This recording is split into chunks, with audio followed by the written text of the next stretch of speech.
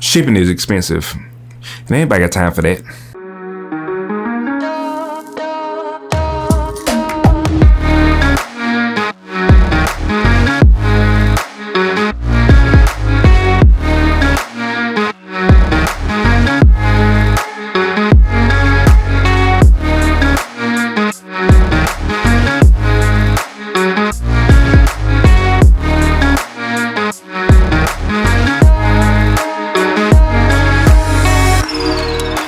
What is up, beautiful people? T-Day here with another episode. Today we're going to be talking all about shipping. I'm going to be giving you some of my tips and tricks that I use for my liquidation pallet flipping business in terms of shipping. So a lot of times when you get items, you look at it and say, oh, that item's too big, I can't ship it, or oh, I can't have this item, I don't want to buy this item because it's going to cost too much to ship. So a lot of times this does scare you off as a buyer to sell things or to resell things, because you look at how much the item weighs or how big or bulky the item is. So I'm going to give you a couple of tricks that I use to make sure that we are keeping the shipping costs as low as possible. All right, so the first thing I do is I look at the item and I see if it's going to be economical for me to sell it. So if it's an item that's, you know, super huge, but it's only going to sell for $30, generally I know that shipping for something that is about 15 or more pounds, and I can look at the dimensions, and you know, if it's like, you know, maybe 15 inches by 15 inches by 15 inches a square, it's probably going to cost more than $10 for you to ship. So you have to look at what your profit margins are going to be. So if this is an item that's $30 that you know you can only sell for $30, and the shipping is going to be $10 to $15, and then your eBay fees or your Amazon fees are going to be like $8, you have to look at, is this going to be profitable for me to sell? So a lot of times what I'll do is, if it comes on a pallet, so if I purchase a liquidation pallet and I'm going to get that item anyway, so I want to get rid of it, you know, I'll look at how much I need to make on that item. So a lot of times when you purchase these liquidation pallets, you're only in it for, you know, $3, $4, $5, $6, $7, $8 per item. So if it's an item like that and I know, okay, I need to make $8 for this item, I'll strive to make 10. So that's my money back plus $2. That seems like a small amount, but it's better than making nothing. So that's what I think about, especially when I see big bulky items that don't sell for a lot of money, is I want to at least make my money back on this item. That's the goal. The goal is to at least break even, but you want to make profit, but you don't want to lose money on an item if you don't have to. So a lot of times what I'll do is I will list that item on eBay as a bid, or I'll list it as an auction, and I'll start the bid very low. But what I'll do is I will calculate the shipping on that item. So that means that whenever the person purchases the item, they can pay, you know, $7 for it, or $8 or $10 or whatever is for it, but they're going to have to pay the shipping costs for that item. Now, the only risk that you run with doing that is that sometimes you can have people that will not purchase, they won't pay the shipping, or they don't know how much the shipping is. So they'll email you after they purchase or they win the bid, and they'll say, well, how much is the shipping? And you tell them how much the shipping is. They're like, oh God, I don't want it. So you know, that's a risk that you run with it, but that's kind of a no-loss way of being able to sell something, because if they don't pay for it, you get your eBay fees back and you just relist it again. So you're not losing any money to sell it that way. We've sold multiple items this way. We've gotten rid of a lot of inventory that was big, bulky, broken, and we was able to sell these off and get our costs back, just basically listing it at what we paid for it plus shipping. So they paid for shipping and they got it for a really cheap price. So they got it for what we paid for it. Maybe a little bit more because they paid for shipping, depending on what the item is.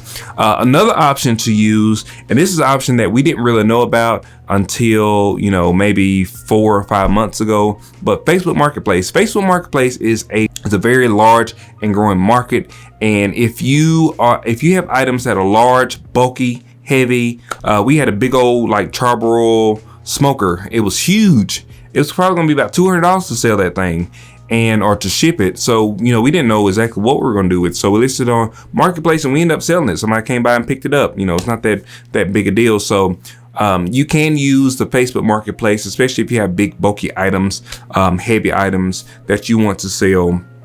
You can sell those locally via Facebook Marketplace. Another way to do it is to not be afraid of how much the shipping cost is. You would be surprised at what people will pay for items and what people will pay for shipping for items. We had some of these, they was like kitchens, like toy kitchens, but they was like wooden. They weighed like, I don't know, 50 pounds or something like that. And I said, there's literally no way somebody's going to pay $80 for shipping for this thing. But we sold every single one of them. Now, mind you, we sold the majority of them on Facebook Marketplace, but we did sell at least one on eBay that I know of that somebody paid $80 for shipping for it.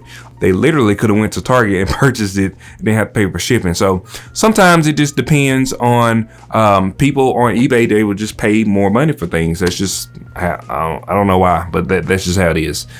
So don't be afraid to put shipping on there.